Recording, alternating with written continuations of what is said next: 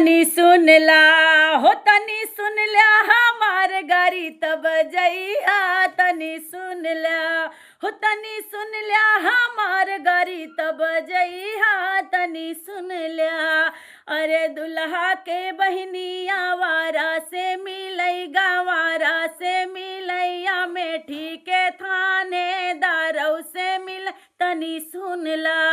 हो तनी सुन ला हमार गारी तब जइहा तनी सुन ला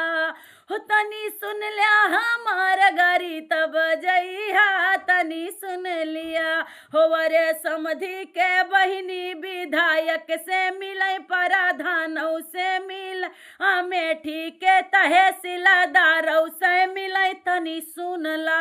हो तनी सुन ला हमार गारी तब जइहा तनी सुन ला हो तनी सुन ला हमार गारी तब जइहा तनी सुन लिया। हो अरे दुल्हा कई दीदी तवारौ का मिलै सोमवारौ का मिलैया मेठी के हर अरे या मेठी के ताला बाजारौ पे मिलै तनी सुन ला